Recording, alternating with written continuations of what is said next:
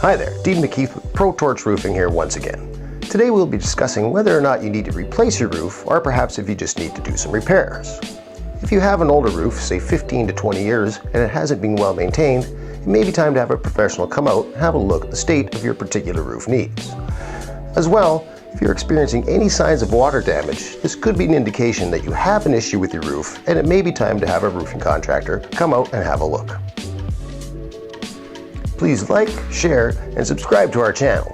Or for any other questions, please visit us at www.protorchroofing.ca.